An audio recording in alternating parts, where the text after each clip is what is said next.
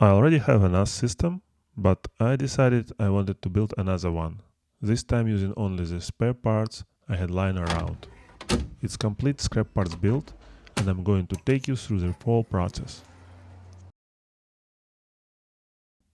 I started with this old case. It's great because it has 10 slots for drives and plenty of space for airflow.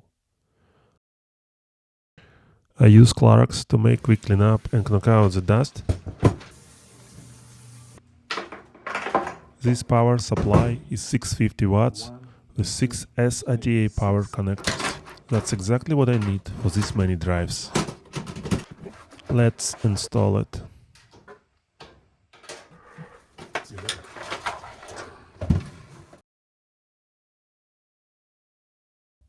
For the heart of the system, I'm using Motherboard with Intel i7 4770 and 16 GB of RAM.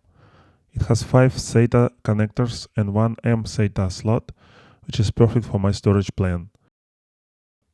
So I installed Motherboard and after that inserted memory into slots and attached power to motherboard and CPU. I'm going to use one dedicated SSD for the TrueNAS installation and 4 1TB drives combined into a RAID Z1 system.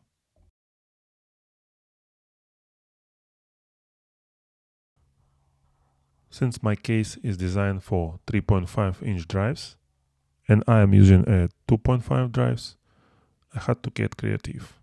I used a piece of paper to mark the whole locations.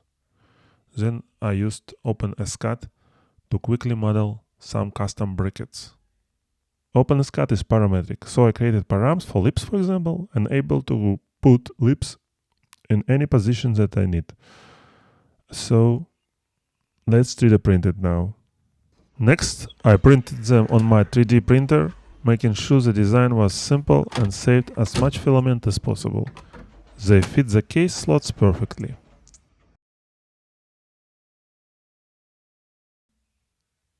After that, I take 3D printed brackets and secure drive to them.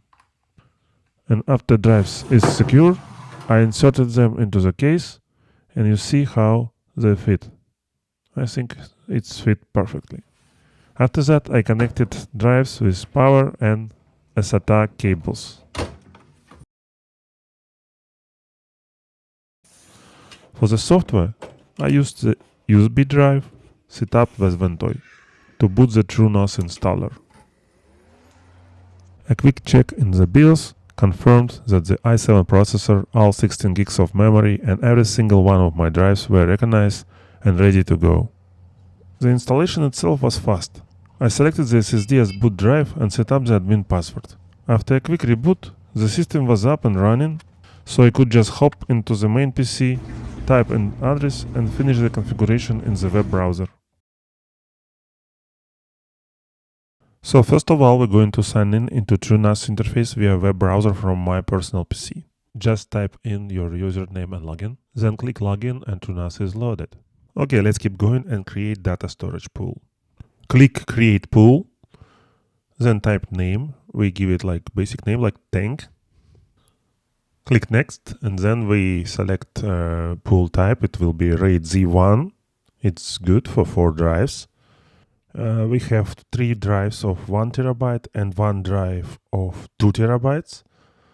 To combine them all in one virtual pool, we need to select manual disk selection. So we need to click add button to create VDEV and then manually drag and drop disks one by one. And then click save changes. So initial settings is done and at this moment we don't need these advanced settings, so just scroll down and click create pool. Pool creation takes about 1 or 2 minutes, but before pool creation you should confirm that data on disks will be completely deleted. Now we can create first user that will have access to our dataset that we create later.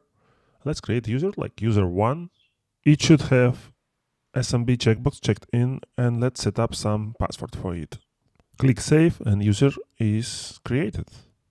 So let's create first dataset, give it name shared, for example. Then select SMB preset and click Save to create it. So now let's go and open shares, open settings like here and edit file system ACL. So let's add our user one and give it like basic access, like modify to user one on the share. And also we need to clean up all other permissions for different other users because we want to only user one have access to this share. Also update owner to user one and owner group to user one and click checkboxes apply owner and group and click save access control list. And our share access now is configured. Now click CMD plus K, type SMB and IP address of your NAS server and click connect. After that, enter username, user1 and password, and we connected. Let's create some folder, like folder 1. Let's create another one, folder 2, and try to copy some file like this one. Okay, it's working. Your TrueNAS share is working now.